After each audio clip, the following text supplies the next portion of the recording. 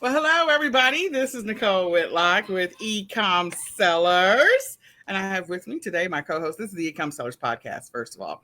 And I have with me my co host on this journey, Kelly, the eCom Mom Ward.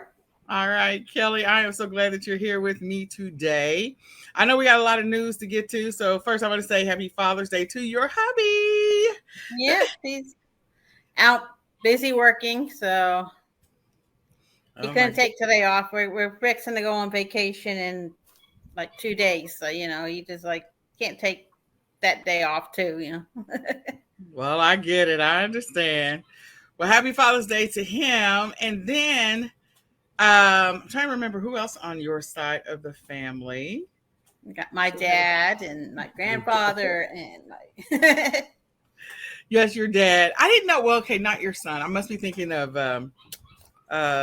I'm thinking of someone else on our team who has a grandbaby. So anyway, happy Father's Day to everyone. Or I guess this is after Father's Day, but hope you all had a wonderful Father's Day, and I hope you all had a wonderful Juneteenth. So, with that being said, we're going to get ready to get into the news because I think we have a lot of news to cover. So, Kelly, the floor is yours. All right. Got a lot of different things to cover.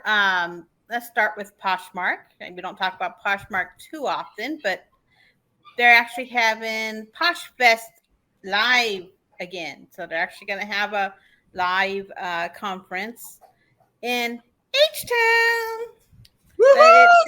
It's September 29th and 30th, which are the days I work my nursing job. So, Well, I'm But they requesting will time have off some, now. I just can't. I've using all this time off to go on vacation. So, but they plan to have some sessions to be broadcasted for those who can't attend.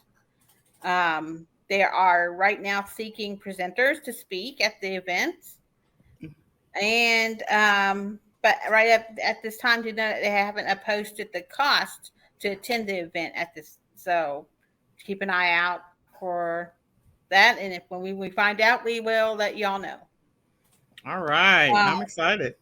yeah. Okay. Amazon. Amazon's planning to open its second brick and mortar clothing store later this year in Columbus, Ohio. They opened up in LA earlier this year, and later this year they're going to open up in Columbus, Ohio. Which I'm like, okay, that's kind of different. I don't understand why it would be like New York City or Atlanta or a bigger city, but Columbus, Ohio. You're getting props there for getting the second Amazon clothing store. I like the Amazon. I bought clothes off of Amazon, so it's interesting because we had to find my daughter a navy blue suit for our vacation we're going on, a navy blue like business type looking suit, and we looked everywhere. We were driving around everywhere and we couldn't find it, so we went on Amazon and there was one, and it was $70. So not too bad of a price either, and it fit her, and so that's pretty good. They're also Prime Day 2022 has been announced, July 12th and 13th. Yes. Yes, and they're going to start off with 3 weeks of early savings for members. So keep an eye out for those savings coming up. And if you're Amazon seller, yeah, you get that stuff in there now, or it's might not get there in time. It's Amazon drone deliveries. I've heard, we talked about that a while back, and it was a Jeff Bezos going on and said this is, going to be the new thing with Amazon is these drone deliveries, and it's coming a reality in one small California town. They're trying it out. They're having to deal with working with the the FAA and The Federal Traffic Commission or Yeah, whatever it is. Yeah. really, dog. Now I just took you out. You have to wait. Sorry, the dog's ringing to go out. Also, they have a new shoe shopping feature that allows customers to try on shoes virtually, so you can see them from other. I guess you can't really like truly try them on your foot, but you can see how they would look on your feet. And they have that virtual thing. I've tried it when I was buying some furniture for our new house to see how it would look in our house. How the shelf would look on this wall and everything. But now they have it. You can do it with your shoes, so that way it decreased the amount of returns they had. I guess if you don't like that color or it didn't look right on your foot or something, but you can't really fit it. Um, eBay's launching a live shopping for collectibles. I guess they're trying to compete against Whatnot, and they're actually not taking a long. Usually eBay, something happens, and eBay's like a year later they're gonna try to, but now they're getting They're trying there. to catch up now. So they're gonna start a live shopping for collectibles like baseball cards and such from select sellers, and bidders can access eBay Live from the app. Really? Yeah. All right. eBay Live. Okay. Mm-hmm. From the app. Now I'm pulling up the app just so I can see if eBay Live is over there already. Anyway, go ahead. Etsy's getting in the live game too. They're creating live shopping events that are only available via the Etsy mobile app from a group of select sellers. So they're trying to get into this live shopping that everyone likes, like the QVC of all this stuff. Everyone used to watch the QVC back in the day. And one more, PayPal. PayPal introduced a new option for shoppers that allow them to defer payments to monthly installments, which a lot of places already have. I've seen it on Mercari and such, where you can buy something and then pay $10 a month until you pay it off. So, yeah, PayPal has a new way of doing that, which I'm like, I thought they already had it, but maybe this is a different one. All right. And that's the news I have. And I gotta get this dog out before he makes a mess on my floor. So I'm gonna be right back. All right. Well, I'll go ahead and share my screen while you're getting the dog taken care of. Okay. Nothing like live, y'all. Nothing like live. This is like the real world here. All right. So let's go ahead. Kelly has to deal with her dog. I get it. All right. Let me see if I can figure out, you guys. I have not still figured out this stupid tool. Okay.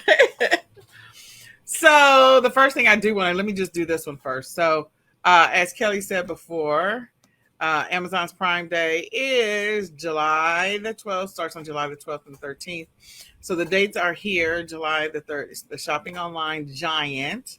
It's announced doorbusters in all categories, July the 12th and 13th. So this is a big deal for sellers, all online sellers. I don't care what you sell, what platform you sell on. Everybody's going to get a boost from this announcement. Everybody. All platforms are going to get a boost. So if you have products and you're selling on any of the platforms, this is your opportunity to double up, stack up, figure out what things you want to put on sale. Get with the program, make sure you have enough, shipping supplies. If you ship on your own, make sure that whoever you're sourcing from has enough inventory. If you're drop shipping, figure out what your shipping times are for your print on demand. Like everyone's going to get a boost. And ironically, this is also around the time that schools will start, probably the first week in July, depending on where you are in the U.S., start the process of announcing it's time to get ready for back to school. So this is perfect timing for, the kickoff of what I refer to as like, it is sort of Christmas in July because July kicks it off. And then you've got the sales from July and August for all the stuff for back to school. So there is going to be a huge, probably anywhere from 6 weeks, maybe 6 weeks worth of online sales, maybe 8 weeks worth of online sales. You have the opportunity to begin to take advantage of right now, probably as early as the first week in July. So don't sleep on this. Don't relax on this. Don't sit back on this. It's your opportunity to jump in. The water's fine. Get going. Rip the band-aid off. Get with the program and start your process of getting your stuff listed and get going. Okay, like Kelly said before, we've been talking about Prime Day for actually the last 6 weeks because we knew it was coming. So, if you're surprised by this, you have been paying attention. So I just want you to share this out with a friend, let somebody else know about the eCom Sellers podcast because we've been talking about this for about 6 weeks. Okay. Then the next thing is I have a couple of articles. This one is from Eat This and Not That. And this is talking about the best and worst barbecue sauces on the shelves. Now, why am I mentioning this? Well, we know that we're going into, the 4th of July is coming up. We just had Memorial Day pass, and then we got the 4th of July, and we also have Labor Day. So those are all outdoor. Let's get together. Let's cook. Let's eat. That's all this stuff. Well, if you're a seller, if you're an online seller, this is a great time, especially if you're doing retail arbitrage, online arbitrage. You're looking for replens. This is a great time to begin the process of, start figuring out what your replenishables are going to be. These are things that you can sell year over year. And so when I see articles like this, I go look at the list. I go see if it's something that I can source. I go see if it's something that I can find. I go see what it's selling for on all the other platforms. So that's one of the strategies I use. And so if you want to flag and get notified about the different, the little notifications, there's going to be people that are going to respond and react to these articles, these blog articles, and they're going to go shopping. And you want them to find your products. So go make sure that you're paying attention to these types of articles because it gives you that instant, hey, and I can sell this year over year, and this article is going to help me with that. I mean, this is one of probably many articles that are out there, but I just pay attention to these types of articles. So this is from Eat This, Not That, and it's talking about the best sauces, barbecue sauces, because we know some barbecuing is about to happen. And okay, we talking about real barbecuing, not that fake barbecuing. Okay. We are from Texas, so we're talking about real barbecue and not fake barbecue. Okay, so then this next article comes to us from The Kitchen with no E.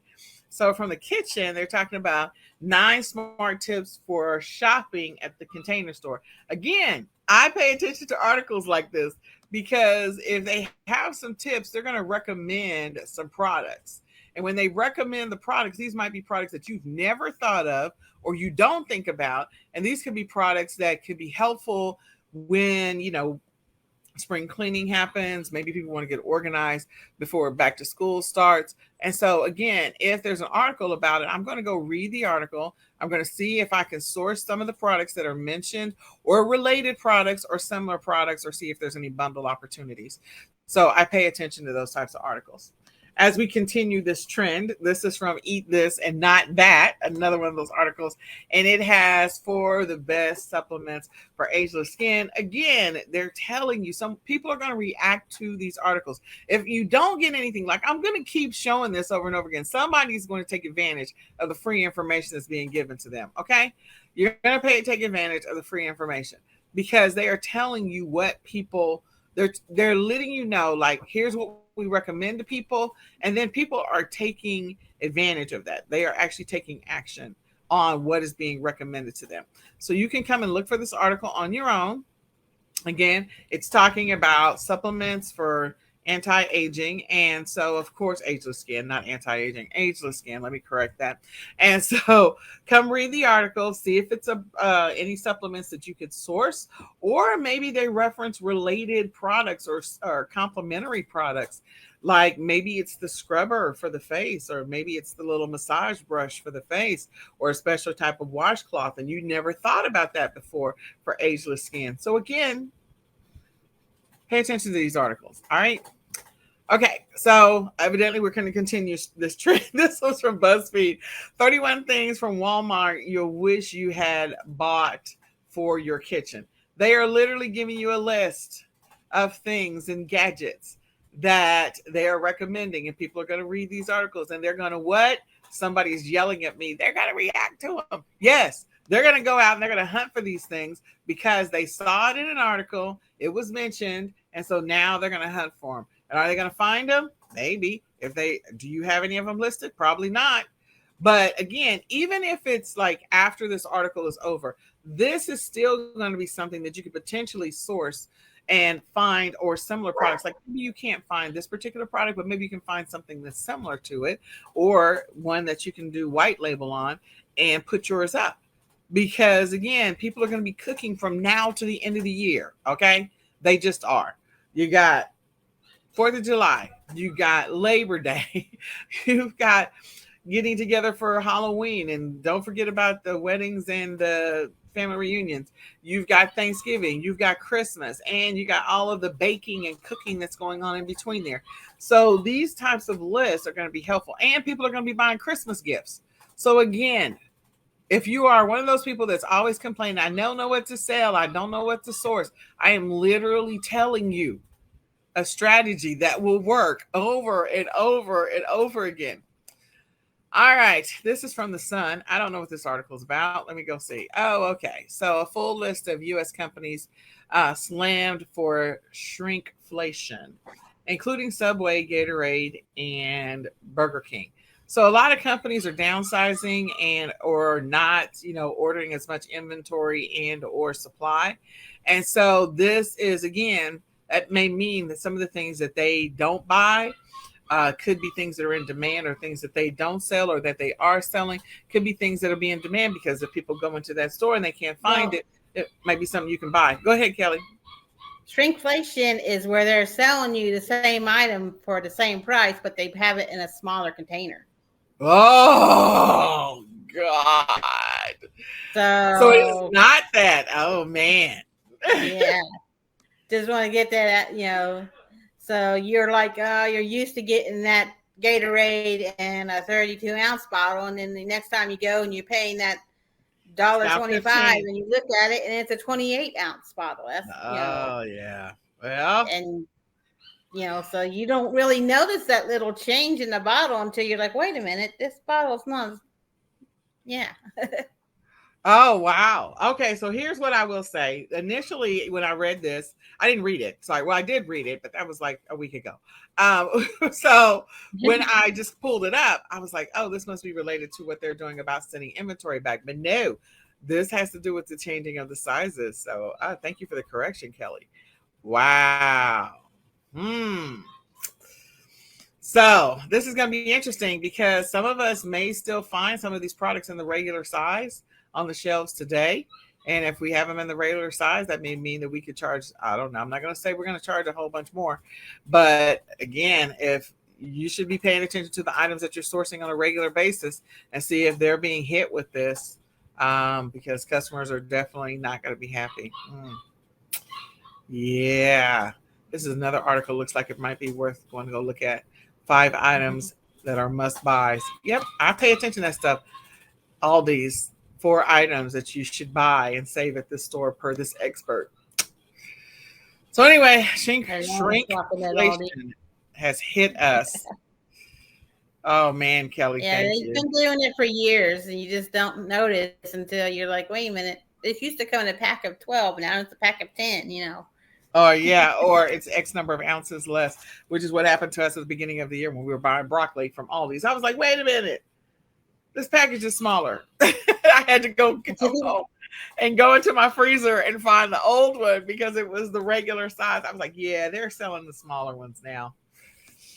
Okay. It says, okay, if you shop at Walmart, be prepared for these changes in the store. Now, I think we talked about changes to the Walmart store before, that they have been working on doing a makeover in all the Walmarts. And that actually could be savings to you because of the fact that they're going to put some stuff on clearance because they got to make room for this new structure. And so there might be opportunities for you to get things that are a lower price or hidden clearance. I know several of our Walmarts here in the Dallas-Fort Worth area, they've been doing that too. So pay attention to that and see if you start to notice the store is a little different than it used to be. I feel like they're making them, I think there was a previous article that me and Kelly kind of went through, and they were making them similar to the Targets in some ways. So you might start to notice some similarities there. But yeah, so Walmart is continuing that trend of remodeling the store and changing up things. So that may mean a deal is coming for you, or you might be lucky enough to find something that's on clearance only at that Walmart because of the fact that they remodeled it. Okay, Vitamin Shoppe. What is Vitamin Shoppe doing? Doubling down. Oh, they want to buy Kohl's. Yeah. So the owner of Vitamin Shoppe, this was on the 15th. So, I need to go double check to see if they bought them or not, or if they're just still, vying to buy them. But Vitamin Shoppe owner wants to buy Kohl's for $8 billion. So again, Kohl's has been for sale. We've been talking about Kohl's off and on for about the last 4 to 6 weeks. Yeah. It's going to be interesting. So I don't know what that's going to do. If you got some Kohl's bucks, you probably want to go use them before they say you can't use them anymore. I'm just saying. That might be something you want to go do. All right. This one is 25 toddler products from Target that are under $20 that parents think that are must-haves. So again, this is another one of those BuzzFeed articles. So this is what I would say. I would probably set up some Google alerts whenever BuzzFeed lists something. If you're looking for products to sell and you're struggling with trying to figure it out. Now, I will tell you, once the article comes out, more than likely the sales are going to get a spike at that moment. But in the middle of this, you could potentially find some replenishables that you could jump on and be able to continually sell year over year, because people are not going to stop having babies. Babies are still going to continue to be a commodity. I'm just saying. I mean, like, people are buy stuff for the babies. So I don't know what's happening to my screen. Wait.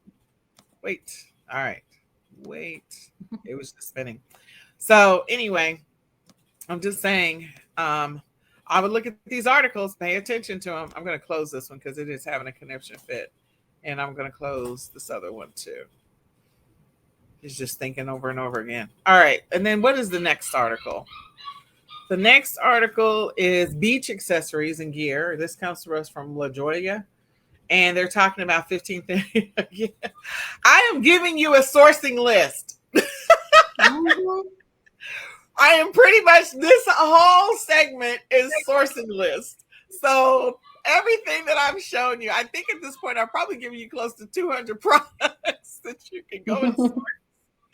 Or go research to determine if you want to source them, see if there is any complementary products or anything you can put bundles together. But anyway, so they are talking about 15 must-have accessories to go to the beach. And again, people are going to continue to go to the beach. Here in Texas, they're going to continue to go to the beach until New Year's Day. So pretty much. But, in some areas, they're going to stop going to the beach after October. So that means those sales are going to continue now and continue on. So if you can source those items, you can find the wholesale supplier, you find the distributor. If you can pull any of those products and brand it for yourself, if you can, find them, then go for it. Okay, this one so this one has nothing to do with direct sourcing. It's indirect. And so Screen Rant is giving us a list of the 10 animated movies that are releasing after Lightyear.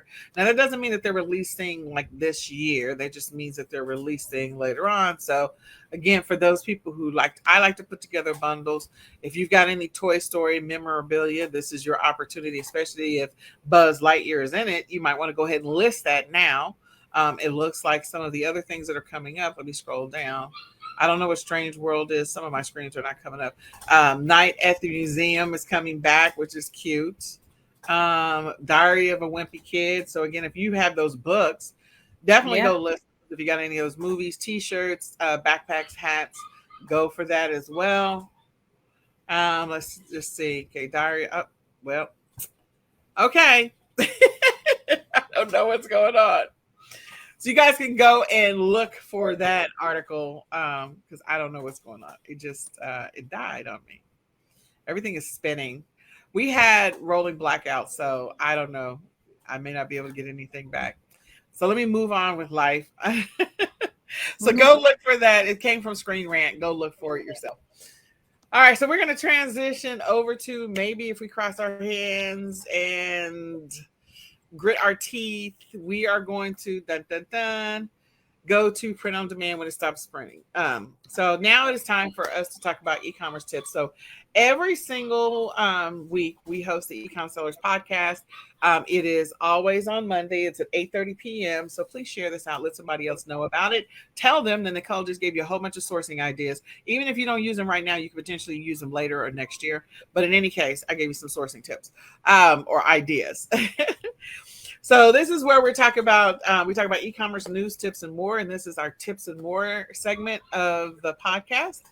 And this time around, we are talking about 9 reasons to start your print on demand business. So if you don't have a print on demand business, let me just tell you, this might be a good time to start it.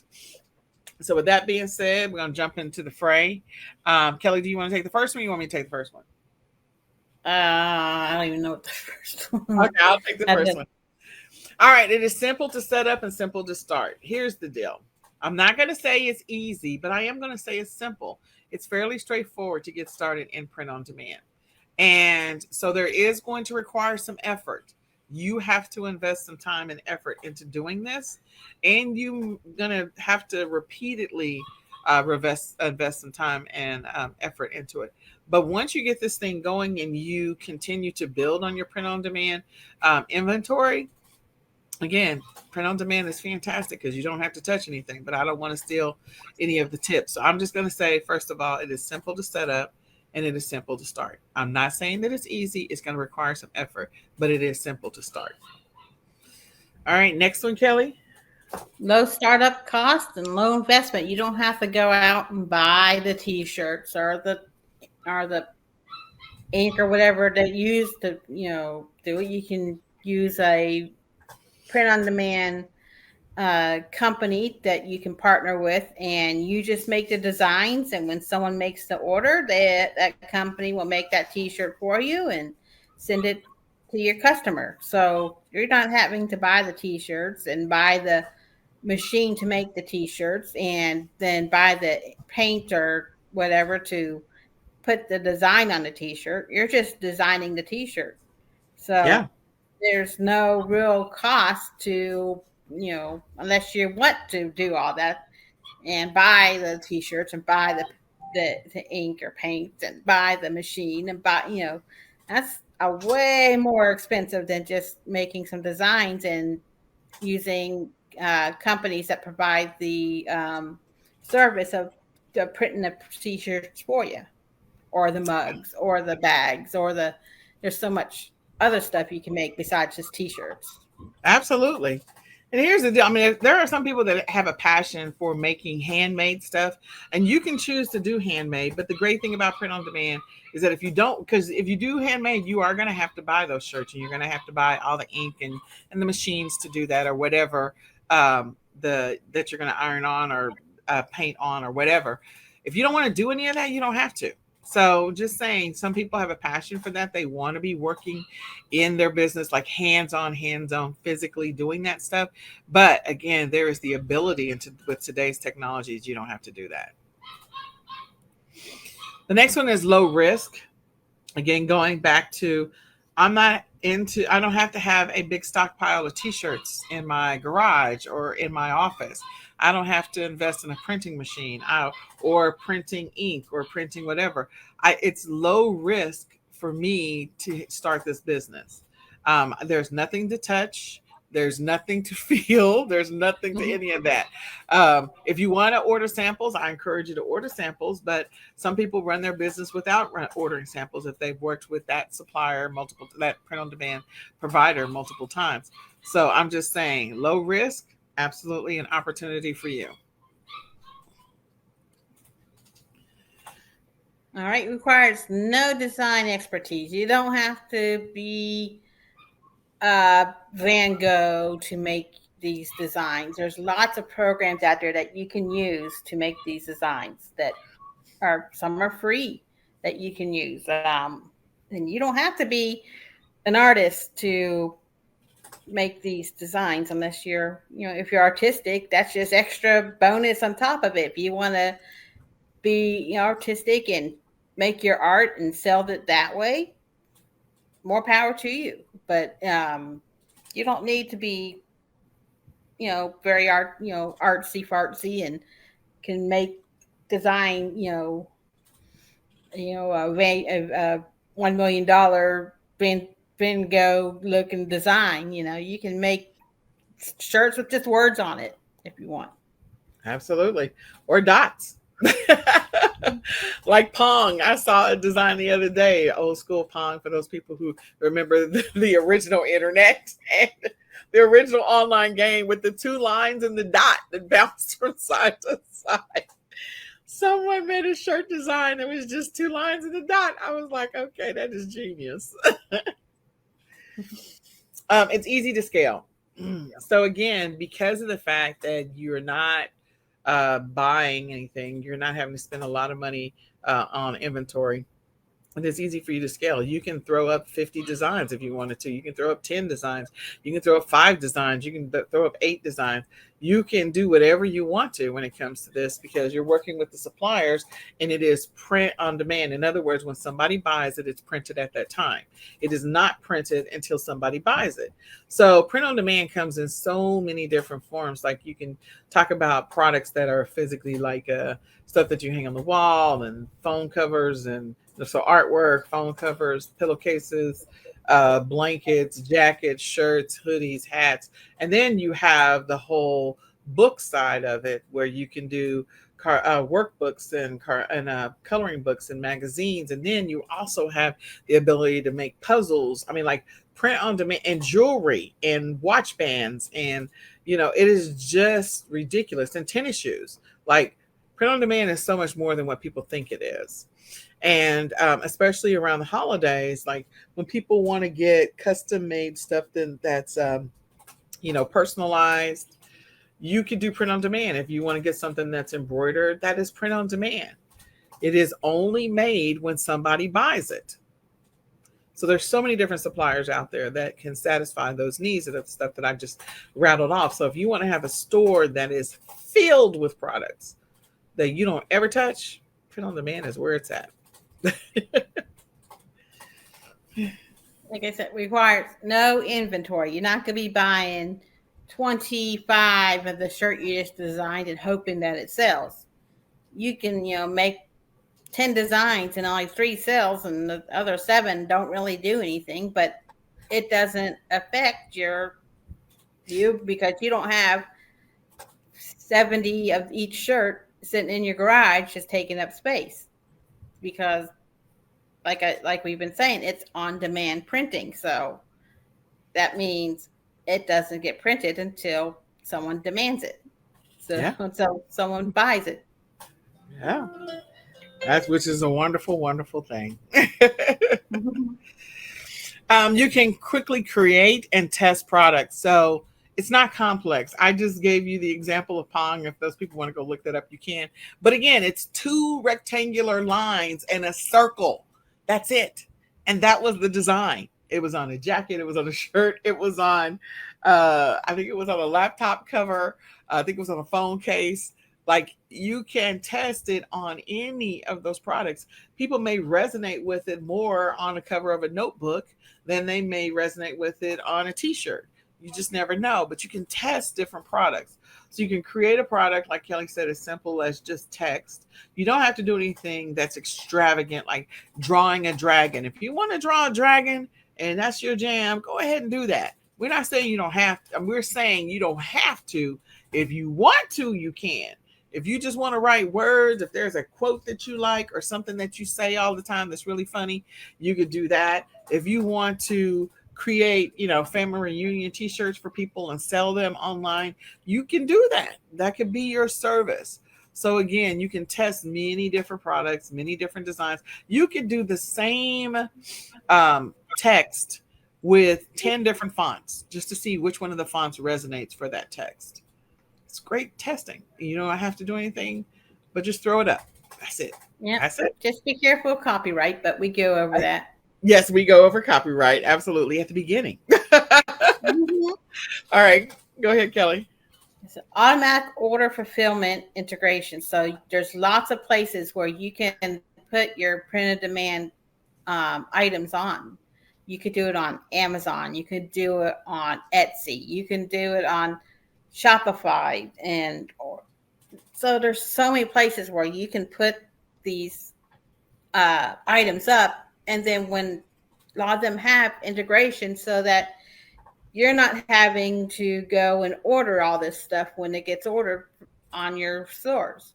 It just automatically goes to your printer and gets done and automatically gets shipped to the customer, and you're not having to play the middleman in between of trying to make sure everything gets where it goes. Absolutely. That is what's so wonderful about it. So, check some of the platforms and see what integrations are already in place. If you've got a Shopify store, there are a bunch of integrations available to you. And again, if you're selling on Amazon, like Amazon has Amazon merch, merch by Amazon. You also have KDP, which is your book form of printing books and things like that. So again, those integrations are already built into the platform. There's integrations from Etsy to other suppliers. Again, there's a plethora of print-on-demand suppliers available to you. So use the integrations. You don't have to touch anything. You don't even have to log in to ship the order. Now, I would recommend that you just double check to make sure everything is going on its own, because there's nothing like getting a request for a refund because they never received their product. So you want to make sure that things are being shipped, that the integrations are working as they should on autopilot. But yeah, don't touch anything. All right, the ability to customize. So as I mentioned before, I think I mentioned like family reunions or creating a some text and having different font styles and font designs with the same quote or words or whatever. And again, we do talk about copywriting, but it is so customizable. You can create it. I was just teaching this the other day. It's like, okay, you can create a blue one, a green one, a yellow one, an orange one of the same thing. There is one design that is selling like hotcakes, and all they did was just change, like it has a rainbow in it, and all they did was just change one of the colors in the rainbow. So, it's got a rainbow, and so sometimes you'll get the rainbow and there'll be a purple streak in it, and then another time you'll get it to be a yellow streak in it, another time you get it to be a gray streak in it, another time be a tan streak. It's the same words, the same design, same everything. It's just changing one color of the rainbow. It's like, okay. So again, making it, unique, and people are going to resonate. So maybe the purple one is selling all the time compared to the blue one, which goes back to the whole, you can test stuff. So we hope this information is helpful to you. We are in the midst of our summer print-on-demand challenge. The challenge is designed to help you and get started on your print-on-demand journey in June and July. We are still early in the stages, so we invite you to come hang out with us. If you're looking to kickstart an e-commerce business and you just don't even know what to start on, but you don't want to touch a lot of inventory, you don't want to spend a lot of money, print-on-demand is a great way to get started. We are meeting every day for 30 minutes. That's it. I mean, there's like 3 days in which we meet for an hour, maybe an hour and a half, but outside of that, we meet for 30 minutes and then we're out.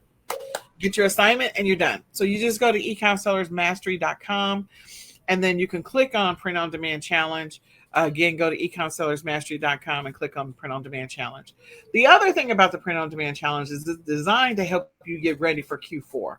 Because we are on the heels of Q4. It may not feel like it right now, but we are at the end of Q2. So we're going to be talking about finishing Q2 strong here next week. But, and Q3 will be starting. And right behind Q3 is Q4. There is no breathing room. It will be a blur. Q4 will be here before you know. You will blink and wake up and it'll be October. And you'll be like, what just happened here? So if you are a person that wants to add one more method of e-commerce to your business structure or your business, how your business is run, or if you just want to add this to your arsenal of ways that you can make money, this is a great time to get your feet wet on print on demand, to get started and to look at it so you can get familiar with it, get comfortable with it, and use it to help you get prepared for Q4. Spend all of Q3 mastering print on demand, playing with it, testing it, tweaking it, getting better at it, and then put some stuff up that you know is going to sell in Q4. Come on, guys. This is your opportunity. In addition to that, we have the eBay Mastery Workshop and the Amazon Mastery Workshop. Your road to 10K, those are happening right now as well. So you can go to ecomsellersmastery.com to get registered for those. Again, ecomsellersmastery.com and to get registered for those. And if you're a previous eCom Sellers customer, for those that jump into the eBay Mastery and Amazon Mastery, there is a discount there. So here's what it'll look like when you come to the page. You can just go ahead and click on Print on Demand Challenge, or you can choose the Road to 10K on Amazon or eBay, either one. But the Print on Demand Challenge is hopping. People are just like, they love it. They like the pace of it. It is something simple. They get a simple assignment every single day. They know what they're working on. They know what they're working towards. They have a roadmap on how to continue this after the challenge is over. So just go sign up. www.ecomsellersmastery.com. Go sign up right now. All right, so the next one is eCom Sellers Academy, the retail arbitrage, online arbitrage leads. This is a great time also to kind of get back into the game when it comes to retail arbitrage. As we go into Q3, we know that in Q3, that's when Amazon qualifies people to be able to sell toys based on your sales. And it starts in August normally, and then they do the evaluation in October to see if you're qualified to do merchant fulfilled for toys, which means you ship it to the customer. And if you don't qualify, you're going to have to do FBA. And so some people don't want to pay the FBA. But if you've been, working in your retail arbitrage business and then you just stopped and you need a little bit of a boost, a little bit of help, you can grab our retail arbitrage, online arbitrage leads list. You get a list every single week. It's 50 leads that you get every single week. You're getting those leads for roughly about $12.50 a week. So you get 50 leads that you can use right now to go out, make money right now. And you get them for roughly $12.50 every single week. Now, there's not more than 50 people in a group when we sell these leads. But again, it's your opportunity to go out and make money right now. So all of our leads, the average ROI per list every single week is 35%. The average profit per product is over $20. Now, some of them are like much, much higher. So when it averages out, and some of them are lower, but when it averages out, it averages about $20. The product list is organically researched and sourced. It's audited by US sellers, resellers. And as soon as they are distributed, these leads are designed for action takers. So if you're just a list collector, this is not for you. But if you're a person that plans on jumpstarting or restarting your retail arbitrage, online arbitrage business, then this list is for you. I mean, there's nothing like just waking up on Friday afternoon, or not waking up on Friday afternoon. Well, if you wake up Friday afternoon, that's fine. But hopefully you got up Friday morning. But in any case, checking your inbox Friday afternoon and taking that list and going out and doing some shopping Friday evenings, all Saturday, Sunday, and then doing whatever you're going to do with them, whether you package them up and send them into Amazon, or you send them into Walmart, or you list them on eBay, whatever your strategy is. But there's nothing like having 50 leads that you can use instantly to go and make money. If you want to, you can just go immediately source and sell these products. So I would encourage you to go to ecomsellersacademy.com/RAOA leads. Again, /RAOA leads. And that's eCom Sellers Academy. To grab that leads list, we invite you to do that. Last but not least, we want to let you know that our Shopify Workshop is coming up. It's a 2-part series. So if you're doing print on demand, this is perfect, because now you can go ahead and take all those awesome print on demand products that you're creating and create your own Shopify store. So the Shopify Workshop is a 2-part series. It's the 21st and the 28th. It's $37. It's 8 p.m. Central Standard Time. You can go and get registered so you can join us on the print on demand journey and set up your Shopify store and use the two of them to help you to make a bunch of money. Get started on this print on demand journey and establish your Shopify store. So with that, you can go register at ecomsellersacademy.com/Shopify Workshop. Again, ecomsellersacademy.com /Shopify Workshop. And I think that's it. You can also join us on our daily eCom morning motivation that we have every single day. We do it Monday. Well, every single Monday through Saturday is when we do it. So Monday through Saturday, we do the morning motivation. So you're more than welcome to hang out with us as we do the morning motivation. So we broadcast live in the e-commerce planning Facebook group, and we also broadcast live on Clubhouse, and we're going to eventually get to Instagram. We're trying to get there, y'all. I know our gram game is just too weak. It's weak. We're trying. So with that, Kelly, thank you so much. This has been, you guys, this has been your Ecom Sellers podcast. We do this every single Monday at 8:30 p.m. Central Standard Time. We invite you to come back, check us out again, where we cover e-commerce news, tips, and more. My name is Nicole Whitlock. My co-host on this journey is Kelly's eCom Mom Ward. And Kelly is amazing, guys. So go check her out. She's on Facebook and a couple of other platforms, and she's got a great YouTube channel with some great tips on there as well. So come back and join us next week. Kelly won't be with us. Nicole will be flying. I'm gonna be driving home from North Carolina. So. But I'll be here, and we're going to cover the news like we always do and give you what's happening in the news, and we'll go from there. So we'll say goodbye for now. Bye, guys.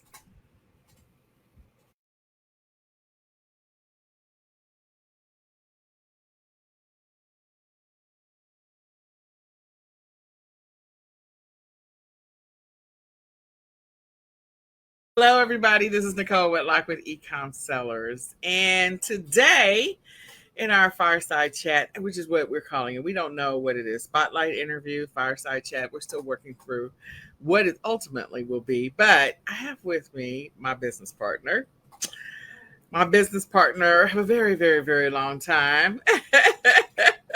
The one who endures all the crazy stuff that I come up with, who has agreed to go with me on this wild, wild journey of e-com sellers and many of the other things that we do. Miss Renata Darden. Hey, Renata, how you doing? So we're just going to talk about what's happening in our lives, what's happening in our e-commerce business, because this is sort of a fireside chat or just a spotlight interview so that we can just catch up with people that are on this e-commerce journey or selling online. What are you doing? How's it working? And, just peel back a little bit of the layers, not a lot, just to say what's happening in our world or what's not happening in our world, because sometimes this stuff ain't happening. Yeah, let's talk about it. Oh, yeah, that's true. So what's been up with you? Lots and lots. So I think, I know it's been a while since I've been alongside my trusty business partner, but there's been a lot going on. Today's Father's Day. So in lieu of anything else, I want to give a tribute to my father. He's not with us. And since my father passed last fall, seems like my e-commerce world was falling apart. Everything else was falling apart. It just took me a little while to kind of regroup. And in the middle of all that, I also had COVID. And so, it affected a lot of people in a lot of different ways. And I know that my story is not everybody's story, but, here we are. Been a lot going on. Yeah, COVID has been a hot mess. So we already know I had COVID, I think. But yeah, I did not need you getting COVID after I went through all of that. Oh, no. Yeah, it was horrible. And mine was bad, but that's all right. God is good. But we do have some post-COVID weirdness. I think both of us have a little bit of post-COVID weirdness with, I don't know that I want to call it focus and concentration. There's clearly, I feel strongly that COVID has done something to the brain. There's been a whole bunch of different articles and medical journals that have been written about that. And then, lung capacity for some people is not the same. Mine is not the same. So I know I'm not the only one that's on that journey. And, so when I talk about the brain, I'm talking about like being able to recall something. There are days when I just forget one word. I'm like, and it's a simple word. Those days for me, I still haven't thought of it. I was driving back from Austin trying to think of a word. It was actually a name. Couldn't think of it, but I do. I struggle with, you don't want to call it that, but that's exactly what it is for me. Focus, concentration, contemplation, like everything hurts. Like how you get that brain. Yeah, you're straining to think. It is. It's a strain. And so like I said, there have been a number of things that I have unfortunately just put off because I didn't have the brain capacity to kind of work my way through from beginning to end. So I would start it and then find myself struggling a little bit. And so it would get pushed to the bottom of a very large pile. And so so you're guilty of that as well. I'm making a commitment to turn things around. We're finishing up this first half of 2022, believe it or not.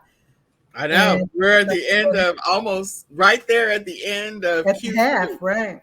Yeah, we're at the halfway mark. Yeah, so I don't know how the whole half a year has gotten away from me, but I've got a lot of pretty lofty goals. Some of them aren't even goals, just things that I absolutely have to get done. So what's that word? Not goals, but I don't know. I'm not going to say commitments, Responsibilities obligations. that They're have obligations. there you go, obligations that I've been, I don't know, pushing back from everything from insurance to my dad's final tax stuff, and that stuff is like way overdue. I did manage to get the extension done, but that's whole new territory for me. I'm an only child, and so it's just me trying to work through some of this, and some of it I just didn't want to do. So, and I know that some of it will trigger other stuff that I don't want to do, and so I'm just kind of working through it. I am. And I'm sure, like you said, other people are experiencing some things either as a part of having had COVID, or even if it was just a part of going through, this pandemic. It's so crazy because I think people think it's over. I was at a huge basketball tournament today, and I was one of maybe 3 people that I saw. Well, 2 other people, maybe. I didn't, I wasn't like going around surveying the crowd, but just walking through waves of people. I only saw like 2 other people with masks on, and I was wearing my mask, and people were telling I saw people hadn't seen in a while, and people were telling me, "Oh, I didn't recognize you. You got that mask on." Yep, you're right. I sure do have it on. And keep on wearing it. Yep.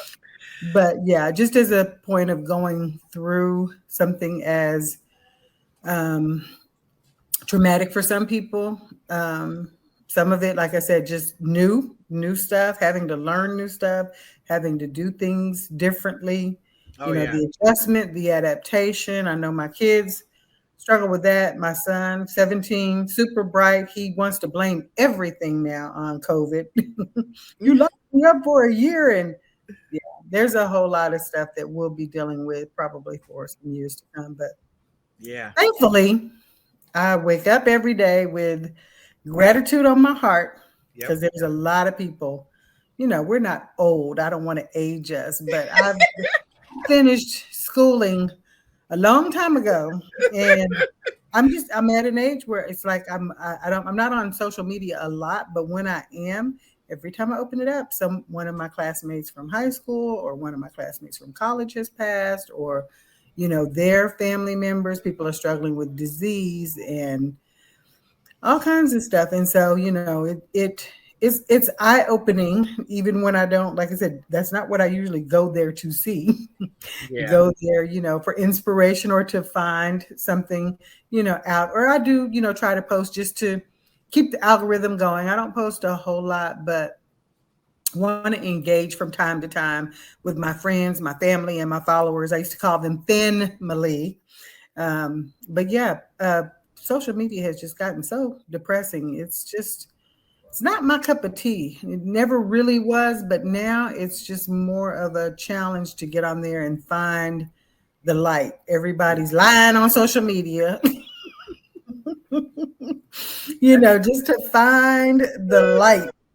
So, Nicole and I, we want to be the light. That's what we want. We want to be the light. Gosh. There's a whole other thing. That's a whole other helpful. We want to be a blessing. We want to help people through some of these difficult times. And if nothing else, I'm resilient. We're persistent. We persevere through this stuff. So I get it. Yeah. So I won't say we have some similarities in our challenges. Mine is right now still struggling to breathe. We were supposed to go do some shop and learns, and I'm like, okay, I can get around, but the ability to talk and walk at the same time, like, I'm gonna have to be quiet. So I've been working on that. I've been working on. That's gonna be so hard for you. I'm just like being able to walk and talk at the same time. So I'm working on that. I would say I'd come and help you do some of the shops, but the only thing I would want to do is the walking for you. I wouldn't want to try to do the talking for you. Yeah. So maybe I am looking everything. forward to, we have a shop and learn coming up I think in July. So I'm looking forward to that. But we were supposed to have one in June and everything didn't get promoted in time, but that's all right. It'll be okay. So we're going to do July. But What's yeah, that date?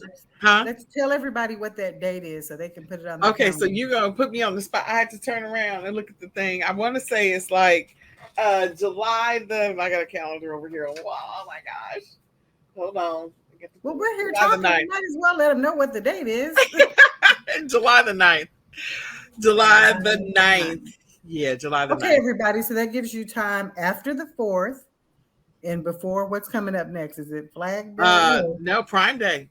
Well, yeah, of course that. But I was thinking, everybody, people that aren't necessarily doing eCom now, time to get in and learn some of this shopping and the shopping learn, because you've got July 4th and then you've got Prime Day. I think there's something else in there, but yeah, that's perfect timing for those of you that have not jumped on the eCom wagon, for those of you that have not benefited from all the knowledge that is in that noggin of Nicole's.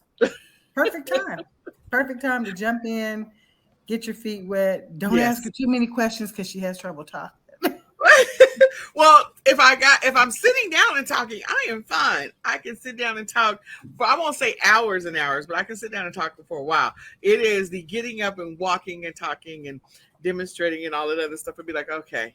So at some point, I'm be like, okay, I have to tag out. I need to have somebody to tag and say, okay, you tag. It would be good if I could just kind of walk with a camera and then you could just talk about all the stuff and see me sitting in the car with a mic attached or something. I don't know. There you go, because it's a lot. But anyway, my prayer is that I've been walking every day. So my prayer is that God is going to continue to work on my lungs, even if it's 1% at a time. We're going to continue to work on these lungs, and hopefully it'll get better. And everything else will get better. I have been working on a lot of, I won't say memory exercises, because it's beyond memory. So here's the deal. There are times I can think of stuff, and then when I write it, it's like I don't know how to spell. I don't even know what that is. Like, I don't know what that is. I'll look at it and go, is that spelled right? And it's just weird. And I don't like this place that COVID has put me in, where I don't think I know how to spell. And I have to ask people, like, is that spelled right? And they're like, what is wrong with this lady? She don't know how to spell. I'm like, no, you don't understand. Like, the old Nicole, I could just be like, okay, you spell it this way, you spell it that way, whatever. But COVID, please, COVID. I second guess everything, but that's all right. It is what it is. So how is everything in your e-commerce business? Well, I'm working through it. That's the phrase that I hear all the time. I'm working through it. Thankfully, I have to say this because Nicole and I, we've been on this journey together for a while, but we've been on other journeys, parenting and single parenting. That part comes in waves. It didn't all come at once. So, but yeah, we've been on this journey for a while, but the things that we've gone through, not always in tandem, but I'm thankful to have Nicole as a partner just to kind of help me think through some of the things that have gone on in e-commerce. As I mentioned, she got a lot of knowledge up in that noggin, but I'm working through it. I'm working through a lot of different things. I'm working through the increases in everything on Amazon, not just the fees, not just the storage fees, not just the seller fees, but the paperwork, the requirements, everything. And so if you've been along with us on this e-commerce journey, you know that things are changing. Yeah. And so as entrepreneurs, not just e-com sellers, but entrepreneurs, we've got to change with it. And so I've been working through that piece of it with the e-commerce piece, jumping on different platforms, optimizing listings to get more sales in places that I, kind of forget about stuff when the king, Amazon is king, everything's running like it's supposed to. You can kind of put things on the back burner. So I've had to reignite things all over the place, reignite Etsy, reignite eBay, get a fire under Facebook. There are a few newer platforms that I'm working through. Bonanza has been good to me over the last probably 2 months. Walmart was Walmart took the throne over Amazon for me last year. And then in the middle of all the crazy I had going on a few months ago, Walmart stuck me in the side. It's like they're just poking at you and poking at you and poking at you. So yeah, it is a constant, for lack of a better word, it's a job. And so I know for me, I've said, I've been an entrepreneur years. Let's just say that. Yeah. I had a job at one time, and that was years ago. So I've been full-time on my own now. Let's see, my youngest son is 15 and I was pregnant. So 16 years. That's a long time. And, would I say that many times I've thought it would have been easier to have a job? Entrepreneurship is not for the weak. It is not. You've got to be resilient. You've got to be persistent. And that, again, is what I pride myself on, is figuring things out. It's been, I'll just put it out there, but it's been difficult. It's been difficult trying to move and shake when, when the ride was easy. The Amazon train, 6 years ago was it. I was doing it. And then somehow pump the brakes, Thanos, and you're like, wait a minute. I was doing it. My kids were doing it. My kids were like, we don't want to do this. Like, it's like too much. Yeah. And so there were, obviously there were some goals that I had for Amazon that I, never pursued, that would have probably made it easier to, to adapt, to stick and move, adapt with some of that stuff that was coming down the pipe. But, again, everybody's story is not our story. So as a single mom with very active boys, wasn't always in front of it. And so, I had other things going on that thankfully for me, I was able to kind of pick this up and put this down and pick that up and put this down and, make the adaptation kind of work for our family. But it hasn't been pretty. It has not been pretty. Well, and I will say this, you got COVID before I got COVID, and your father died in the middle of all of this. That's just a lot for someone to go through. It's a lot for people to go through. So July, August, September, October, November was not for the faint of heart for you or for me. And then to try to reignite, restart, readjust businesses when you've been down, like sick down, and dealing with, mourning the loss of your father, mourning everything else. And then, just, okay, now I got to try and make some money. I got to go back to this platform and try to make some money in the midst of all of this. I don't have the energy to do it. I don't have the focus to do it. I don't have the time to do it because I have all this stuff to do for my family and for my dad. And, and it was just a lot. I understand. I get it. You are working through it. What I will say is you are persistence personified. Like, you are right there. I need one of those memes that says, if getting back up was a person, and then there I am, because I've been, knocked down a few times in the middle of all that. And you failed to mention, school started in the middle of that. I had high schoolers. I ended up changing my son's school. I live in a smaller city. It's not a little town, but I live in a smaller city where there's just been a lot going on. And, you hear that all over the place, but the violence has increased and the kids are just angry. The teachers are out of control in a lot of areas. We've had people sharing stuff on social media where you've got the substitutes like smoking in the classroom. I mean, there was just a lot going on. So I made the difficult decision with my son, who was super involved in sports, to change his school in the middle of all of that. And that was a whole other adaptation, a whole other thing that we had to, kind of get used to. And so, add to that, I think right after Prime Day last year, Walmart kicked me off of a bunch of listings that were making a lot of money for me. Add to that, right before Thanksgiving, Walmart kicked me off of a lot of listings. And I'm going right into Christmas, and I'm like, oh my goodness, like, really, what's going on? And so I also have, I started real estate investing years ago, probably 20 years ago or more, but with everything else that was going on, picked up Amazon, didn't look back. I probably should have looked back looking at how real estate's doing now, but I had an empty rental in the middle of all that. That was not only costing me money, but it was costing me income. So the income wasn't coming in. I had extra money going out. My son was in private school. That was extra funds going out. I mean, we could go on. This chat would not end if we talked about all of the things that, life kind of threw at me toward the end of 2021. And so this year has been, for the last 6 months, has been about kind of regrouping and a lot of adapting. Well, it's been the Get Back Up Again gospel song is what it's been. That's what it's been. It's been the Get Back Up Again, Get Back Up Again. Because, girl, if y'all know that gospel song, you just play that right now, because that is what it's been for her and the journey that she's been on. And both of us are on different journeys, but, somehow in the middle of this insanity, COVID is playing a role in both of our lives. So for me, I have been doing a lot. I won't say a lot.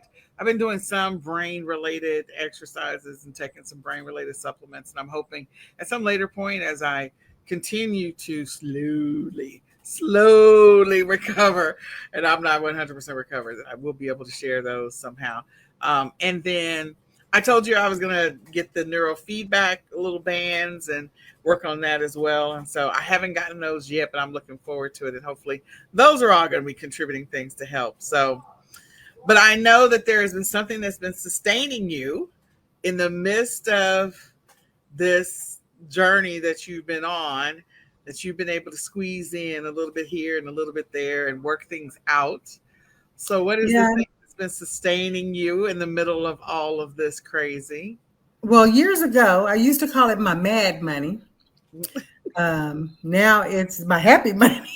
So, it used to just be, kind of the stuff that I would do to, have fun with the kids or go out and do a little bit of extra stuff. That was in my, I'll say, previous life. But, the dink was different than the sink, which is different than the single mom life. Very different. So the double income, no kids, and the single income, no kids, very different than having kids. So I've been ministry shopping for over 15 years, and that doesn't coincide at all with the other entrepreneurial ventures that I had prior to having kids, and then right after I had kids, and then getting started with e-commerce. Been doing a whole lot of stuff, but mystery shopping was one of those things that just kind of, I don't know, it piqued my interest. It wasn't something that I thought, a whole lot about. I saw some, I don't want to call them ads, but I saw some information out there. And you got to think, 15 years ago, you didn't have Facebook. You didn't have the ads like we see now in social media. You didn't have all that. So I'm sure I just saw it, on Google. I probably Googled something or Yahoo'd something back then. It came up. I put in a couple of applications, filled out a couple of profiles, and started getting emails. And even then, not real sure, how it would play out. Nobody was asking me for money, but it was, if you go here and eat this meal and evaluate the customer service, we'll reimburse you for your meal. Seemed easy enough. And once I got going and saw, checks coming in, again, a lot of it was fast food. I had kids. I was always in the go. I had my little minivan driving around. And so, but it might have been, $15 here, $25 there. I would stop by the mall after picking the kids up and go get cookies, things that we would do anyway. And so I just kind of fit that into our lifestyle. It wasn't anything extra that I was doing. The report piece of it sometimes would take me 15 or 20 minutes, and I didn't know that much about what the requirements were. And so I kind of learned that as I went along, but picked it up. The older my kids got, the more things we started doing. And so it went from, fast food to mall visits to water park visits and, things that we would, again, that I could just fit into my lifestyle. So fast forward to becoming a single mom, there were things that I did that I took for granted, before, just going out and doing things like getting the car washed, getting oil changes, those things that I would sometimes that would just kind of get pushed to the side because of my schedule. But being able to schedule those, have them paid for, and actually most of the time finish the report while I was in the waiting room worked really well for me. And so when COVID hit pretty hard over this last, I would say even the last few years, I picked up more focus surveys and that sort of thing online. And again, my PayPal was kind of blowing up. I would do a few a day and it wouldn't take me very long, maybe 20 or 30 minutes. But as we've gotten back into, kind of getting out more, one things my kids missed was going out to eat. And so I've just in the last few months, I've been to an amusement park with the kids, water park, bowling. Like I said, I haven't paid for an oil change in probably about 10 years. Wow.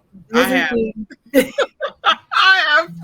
things that, those are things that are helpful. And I drive, I don't know what you want to call it.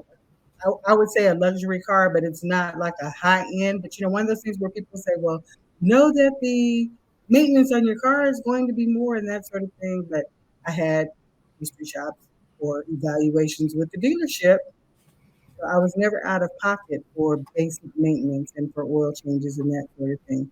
So again, when I look at it, it's like I've been doing it so long, not something that I thought a whole lot about. I kind of worked it in to the things that we were already doing.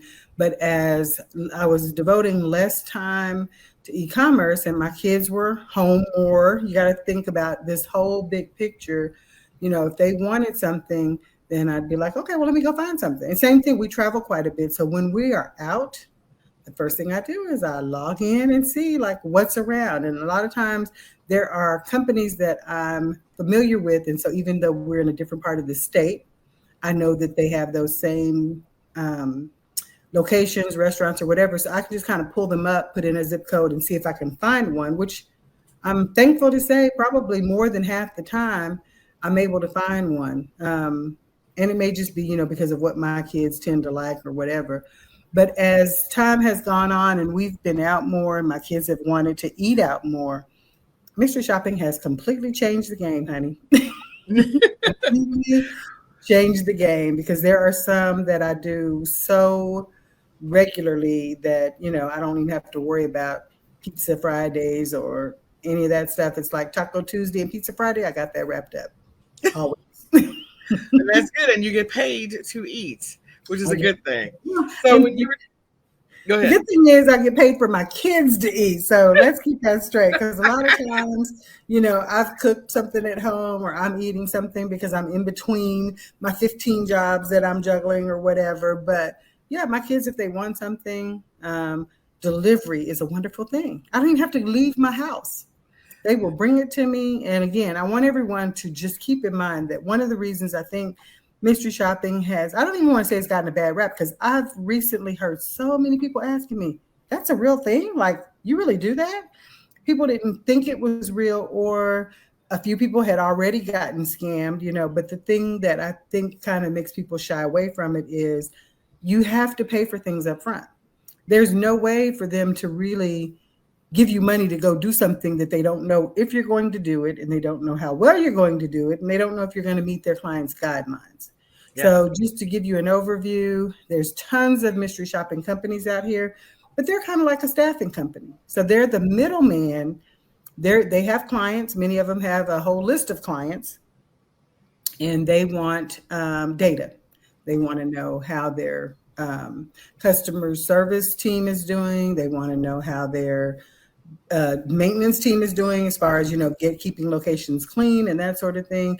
They have questions, and the mystery shopping companies provide a service to them as far as consulting with them on what they can improve and how they can keep the customers that they have. We've talked so many times about how much easier it is to keep a customer than it is to get a new one. And so that's what mystery shopping is all about. And that's one of the reasons I got involved, because I am super customer service oriented. I'm one of those that will, tip really well for good customer service and ream you if you aren't doing your job. And so, I wanted to be able to improve the customer experience based on my own personal experiences, and by providing that data to the main companies, the corporate heads or whatever, they're able to share that with the trainers. They're able to come back and provide additional training for their employees, and a lot of times it may even change their guidelines. They find out what's important to the customer, me being the customer. Just because someone didn't turn cartwheels when they greeted me, the food was good, the place was clean and inviting, and the server was friendly. They don't have to be have to roll out the red carpet at a fast food restaurant, that sort of thing. So I think it gives them an idea of what the expectation really is, even though they've got all their guidelines and requirements. If I have to go into a public restroom, I want to know that it's clean. I want to know or be able to see the last time it was serviced and that sort of thing. So you've got checklists and stuff on the backs of some of the doors, not all of them. But, a lot of times the last question on some of those evaluations is, if you were the owner, what would you change? That's open season. Open season. Open season. So it just gives you, a way to kind of give feedback and get paid for it. So what I love about this is it's another way to learn how to figure out how to make money online. Because of the fact that the one thing that I don't think everybody gets is that your life was already busy, and it went to be even more busy because you're always at tournaments, and you're always going from city to city at some tournament during the middle of the week, on the weekends, always in the go, go, go, go, go. And so running an Amazon or eBay or Etsy or Shopify or Walmart business, like, you got to be on top of your inventory. And if you're in the streets, taking your kids here, there, tournaments, doctor's appointments, school, because we're going to private schools, all these other places, like always in the car. It makes it kind of hard to be able to run your business that you normally would be there to work in it for blocks at a time. So if your day is like, look, I'm only going to be home for 1 hour today, like, how much of my business can I actually get done in 1 hour or 2 hours? You can probably get a lot more done. But when you're on the go, go, go, like your life, like mystery shopping makes sense because of the fact that it gives you the opportunity to make some cash while you're on the go. So if you had to go to the bank, you already got to go to the bank. You can do a mystery shop, even do the bank as a mystery shop. There you go. Yeah, you get it. Yep.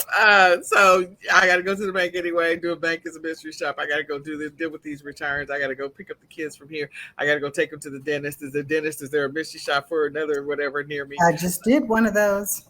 Yeah. So, I mean, the number of mystery shops that you find is bananas for me to see, just to witness it.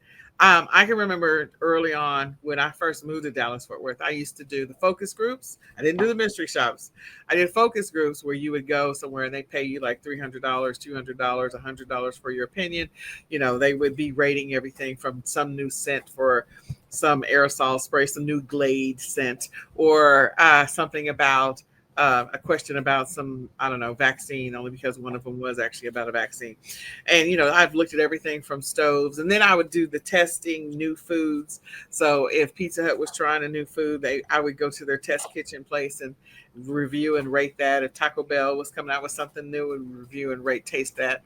If so-and-so Fritos was coming out with new chips, I would review and taste that. But I never did mystery shops. I knew, and I would get paid at the end of all these lovely transactions. And so that was another way that I made money. And then did that same thing when my kids were first diagnosed. I used to do focus groups and go out and do that, but I never got into mystery shopping. So I said, this summer I got to get my mystery shop game on because I got to go somewhere with James Brown and Rick James, and I need to be able to do that, which I can't believe all these years I never really fully took advantage of that.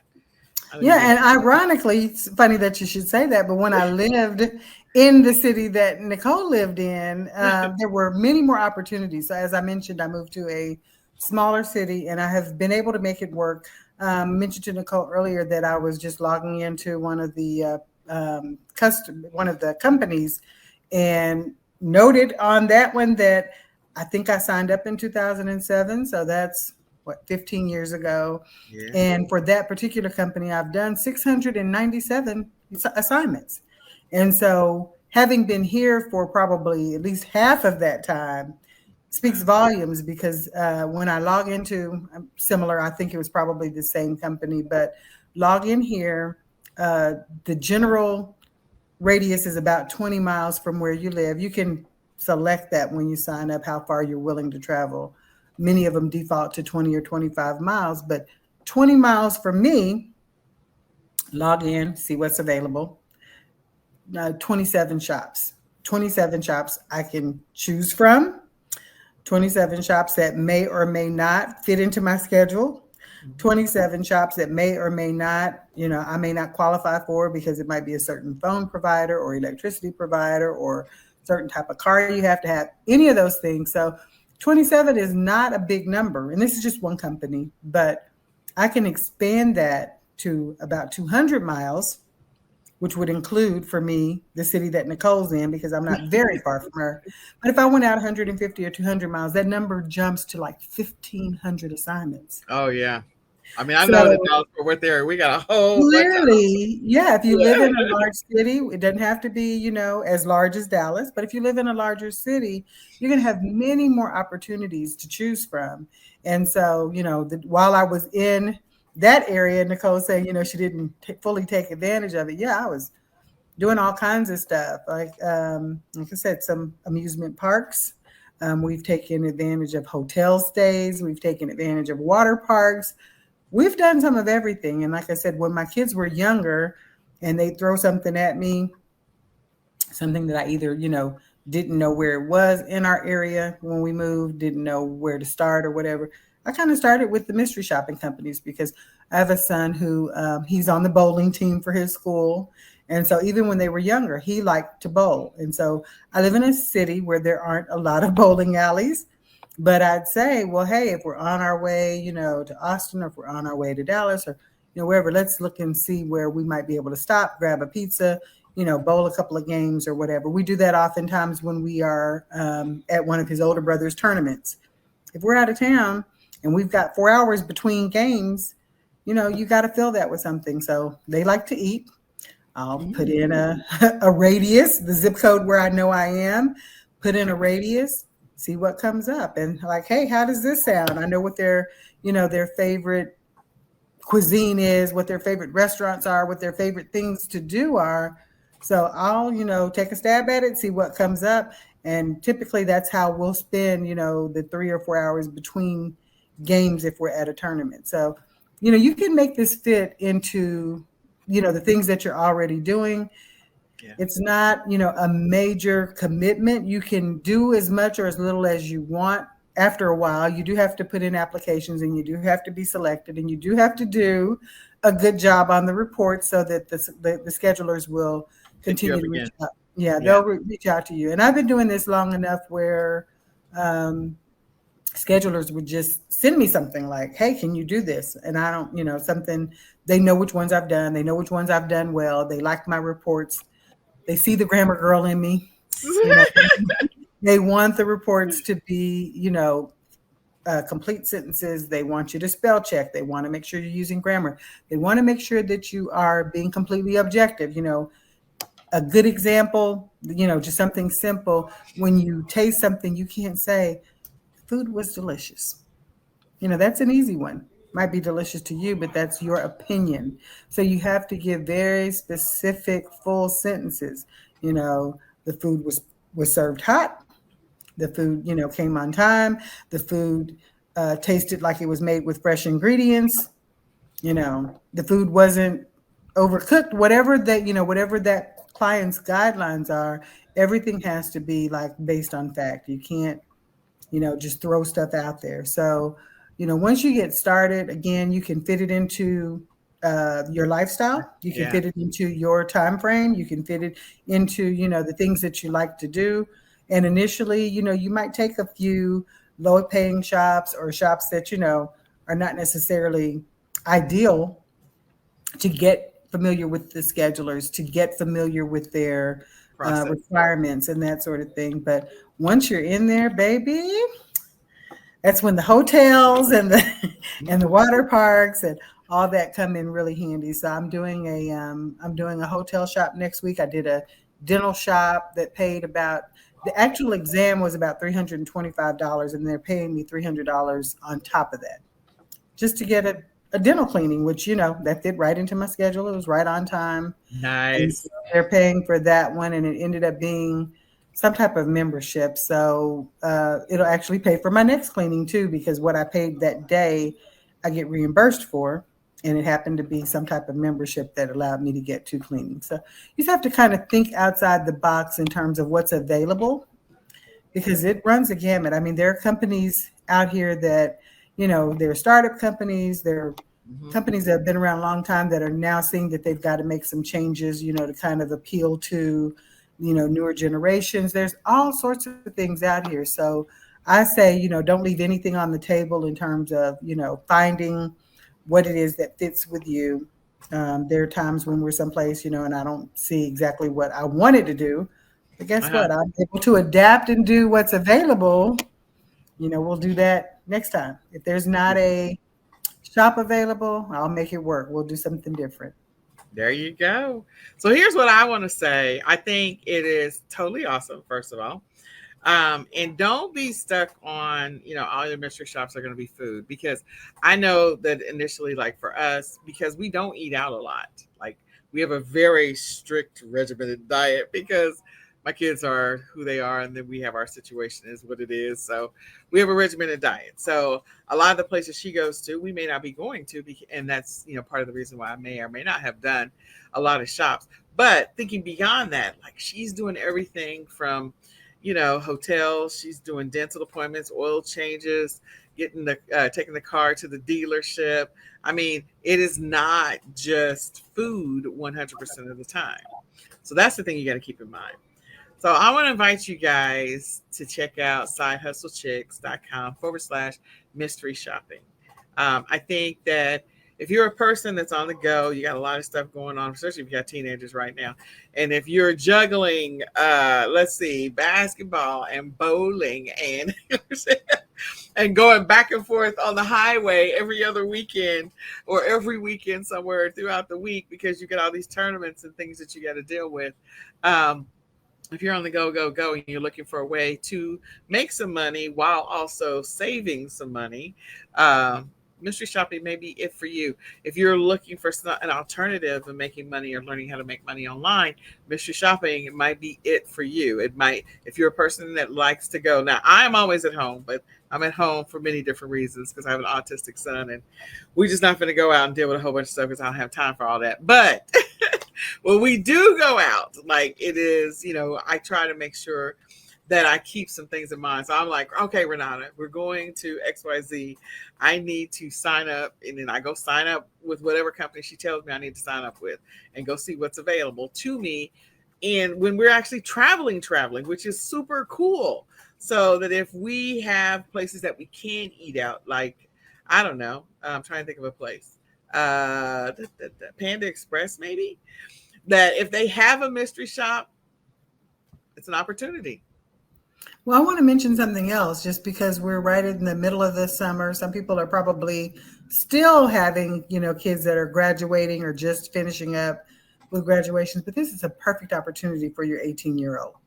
Perfect opportunity if they're going off to college. Yeah. Perfect opportunity if they're sitting home and wanting, fast food every day, that sort of thing. One of the things that I like for people to at least think about is, because you've got to have the money or the funds up front, if your kids get gift cards, whether it's for the graduation or their birthdays, whether it's holidays, they can recycle that gift card over and over and over again using something as simple as mystery shopping. So I'll give you an example. If they get a $50 Visa gift card and they go to a burger joint that offers a mystery shop, they buy it, and then when they get paid for it, which is usually about 30 days, it depends on the company, when they get paid for it, that meal is already paid for.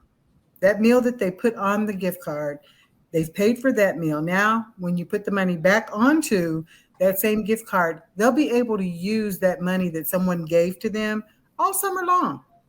They'll be able to use it when they go off to college if they have, the inkling to go out. If they're not, stuck in their dorm room, they have the inkling to go out and eat fast food or eat at a casual dining place. I think of places like Chili's or places like that are kind of nationwide.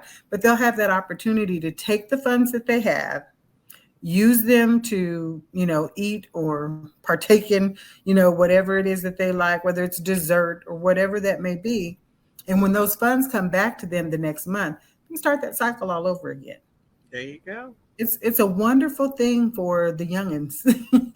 Wonderful thing. And again, like Nicole mentioned, whether you are on the go a lot like our family is or not, even if you have kids that are sitting at home but riding you about buying fast food all the time, or even going to the water park, or even going bowling, or whatever those things look like, this is an opportunity for you to say, well, you know what, we always go to this place, but I found something that might want to try out, so we'll go try out another place. And it may take you an extra 5 or 10 miles away from home, but many of the companies will allow you to request like a travel allowance, or you can bid on jobs. So you're not always locked into the amounts that they want to give you. Some of them that start out as reimbursement only, in other words, they're not paying you to do the evaluation. They're just going to, your food's going to be free. They're going to reimburse you for your purchase. But a lot of those, if you tell them, I'm not doing it for free, they come back and they may offer you a few dollars to take care of something. But since I've got 2 kids, when we go someplace, if the shop is one part of the budget, and then the pay is another part. So they're going to reimburse you or your expenses, and then they're actually going to pay you for the job. So I want to make sure that at least with those combined, it's going to cover both of my kids' meals. I don't shop for free. There you go. And that's the great thing is like, you heard her talk about the dentist appointment and that she got extra cash on top of the dentist load. So it covers the dentist appointment itself and you got extra cash on top of that. Okay. And, in some of the mystery shops where you got extra cash on top of the reimbursement. So those are always nice, or some kind of something. And then I know some of the hotel ones are definitely, we already know, reimbursement and extra cash on top of that. Absolutely. So extra cash is nice to have. So. Then you got to think also about like some of the more upscale evaluations, like a hotel. They don't want you to just evaluate the facility.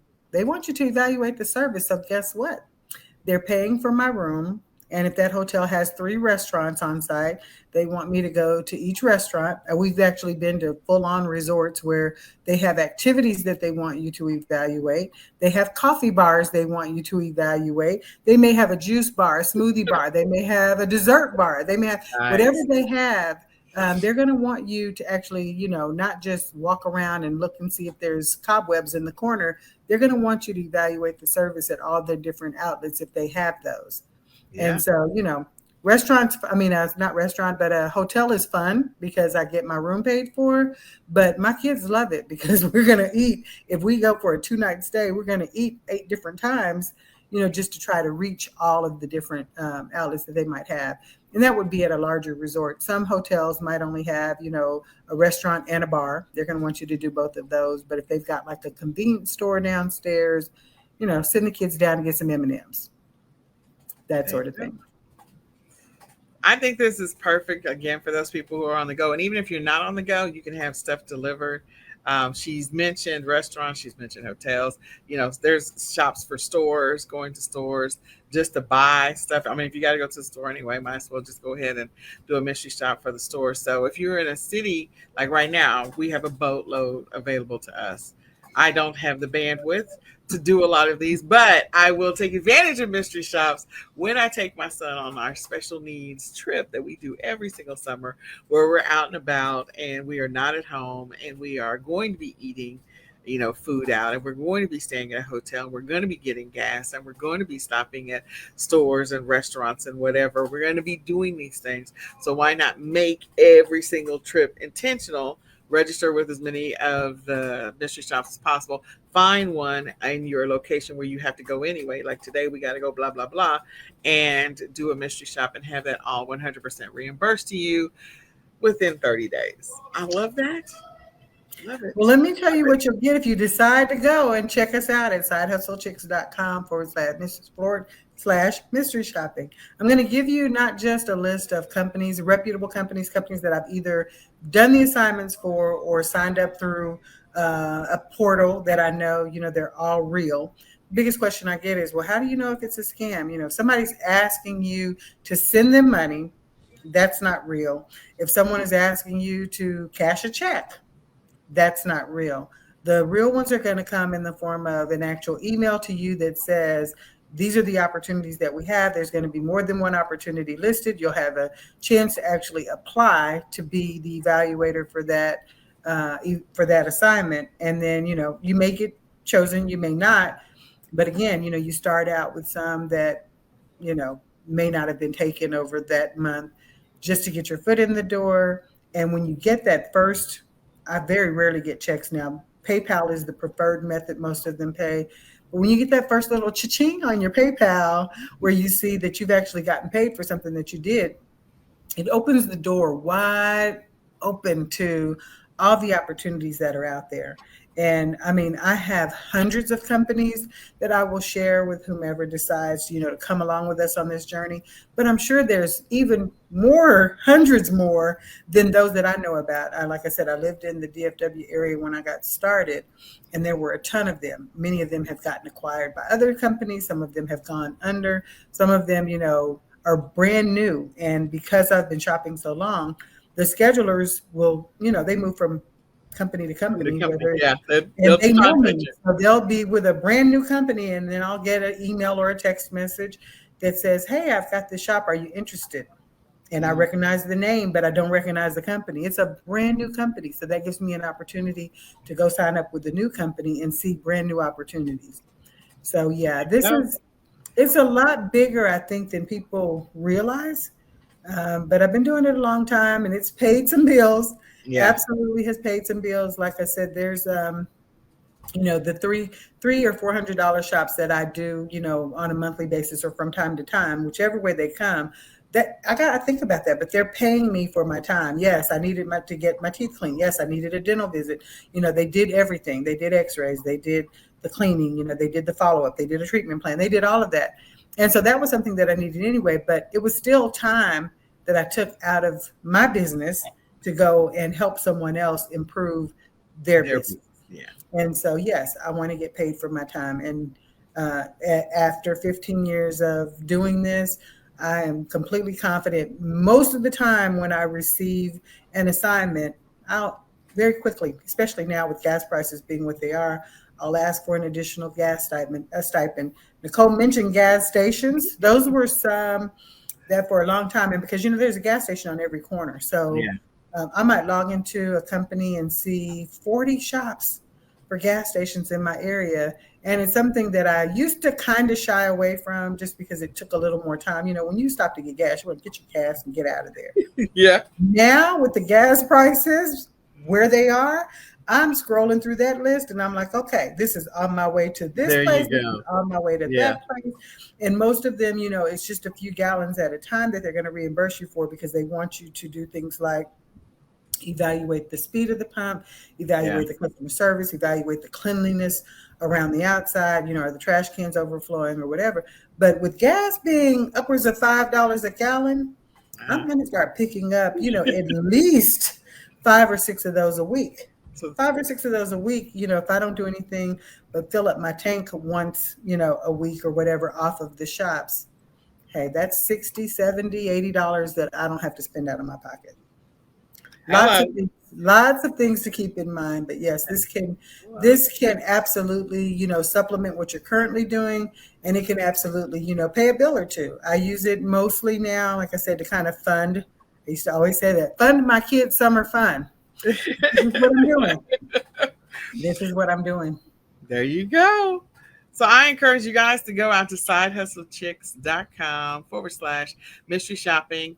You can get on the wait list. The site will be up by July the 1st, but you can definitely jump on the wait list. We would love for you to join us or to join her. Really, it's her. I'm just going to tell you the truth. I got too many things. I got too many irons in the fire, too many things on my plate. My plate is full. She already know my plate is super full.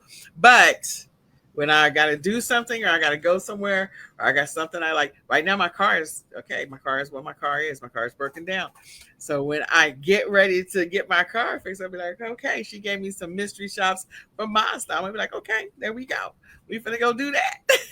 Well, this is the thing. I know how Nicole's mind works. So there'll be a few Q&As that we will do, because Nicole has a way of, kind of thinking about things through a different lens. And so I'm sure she'll get some of those questions that'll come through, or, help you ask the questions that you might not have thought of, because she's been, hearing me talking about mystery shopping for years.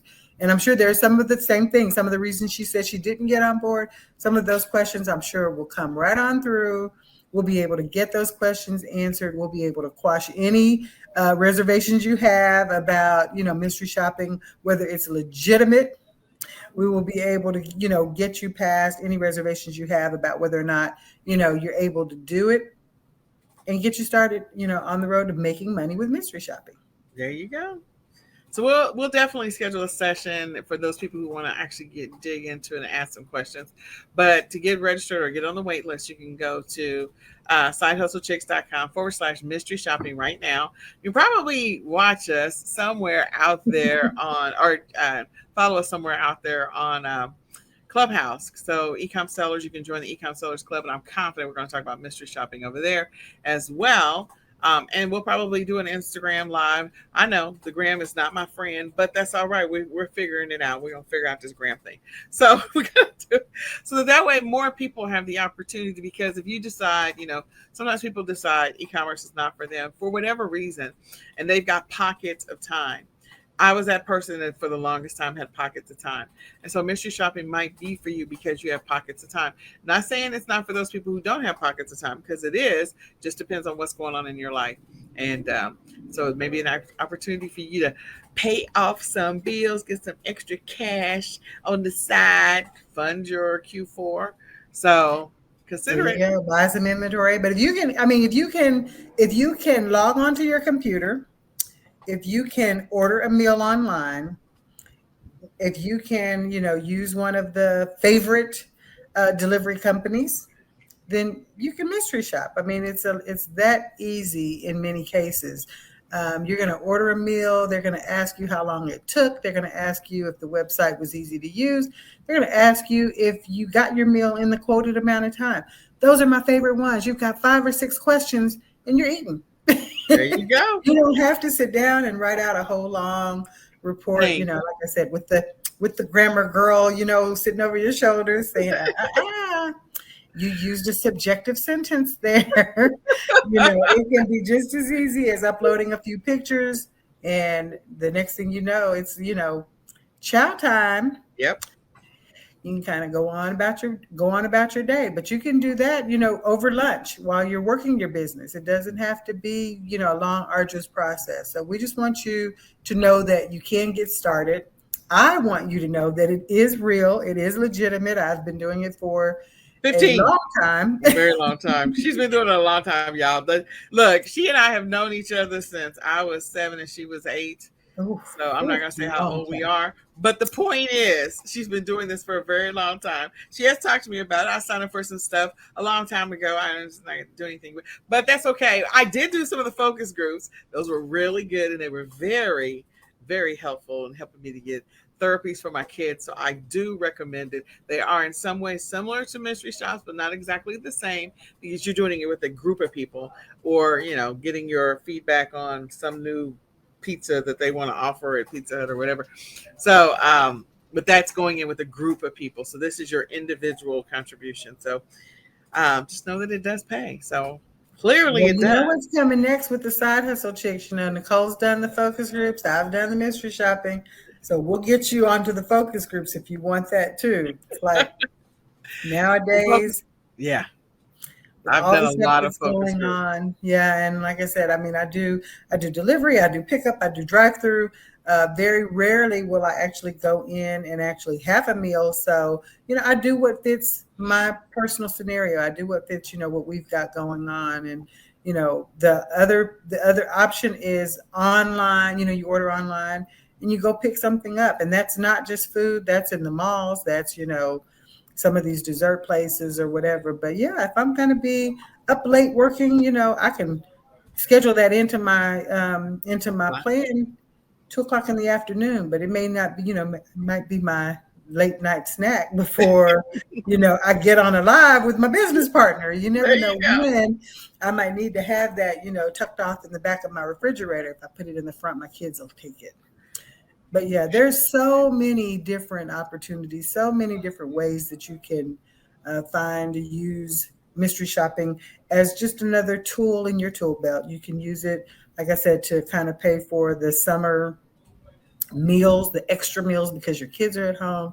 You can use it to take care of, some of the maintenance on your car because right about now where everything is more expensive, if someone's reimbursing you for some of this stuff, why not? I Why not? pride myself on the fact that I haven't paid for an oil change since I can remember. I really have not. I mean, they don't come out. Most of them come out like every month, just different companies or whatever, but I don't need an oil change every month. So I got to be real strategic about making sure that I jump in there and get an application in when it gets, close to time for my oil changes. And it's something that I've always done. I've always done it. And I've always, made sure that I kept the maintenance up on my vehicles by doing it that way and making sure that I don't have to pay for it out of pocket. There you go. All right. Well, it was good to catch up with you. I'm so excited. This is Yeah, going to be great because then I can come back and tell everybody how we saved money on our summer excursion. My son, again, we go to a special needs retreat every year. We've been going, this will be our 8th year, 9th year, I can't remember. But so I will be able to tell everybody, look, I already know it works, but I'll be able to tell you guys, okay, this is what we saved money on. And then when I get my reimbursement, not that I can hold up a physical check, but I'll be like, I got my check. No, I got my payment. there's still a few companies that offer it. Not very many. Most of them have gone. Some of them have their own payment portals. I don't like that way very well because then I got to track it and go back, and look at everything. But most of them do either direct deposit or PayPal. And I love it, but like I said, because my PayPal actually has a notification on it. But when I hear my little cash register go off and I know that I've gotten a payment with one of the companies, like it's an email. So it will literally, like if I've done 30 shops in that month, it'll go off like 30 times in a row because they're paying me individually for each one. I like that. It's not just like one big Nice. payment. It's like I know how many assignments I did. So I know that I've gotten paid for each one of them. And not all of them do it that way, but it's just another thing to look for. All right. Well, what I want you guys to do is share this out with a friend. Let somebody else know about mystery shops. It's all coming up, and we want to be able to share this information with you. We'll host a live Q&A at some point. We'll get that scheduled. You'll see it somewhere on our social media. And if you get on our mailing list, we'll email that to you. Watch for us to be on Clubhouse, eCom Sellers, and, consider this. This is a great way to raise some extra capital for Q4. I'm just going to say it. So with that, Renata, thank you so much for hanging out with me. It's truly always appreciate good. All right. Well, this has been another edition of, I guess, eCom Sellers Podcast, Fireside Chat or Spotlight Interview. When today's guest was Miss Renata Darden. Thank you so much for your time. I appreciate you. Thank you. As we say, bye for now. Bye.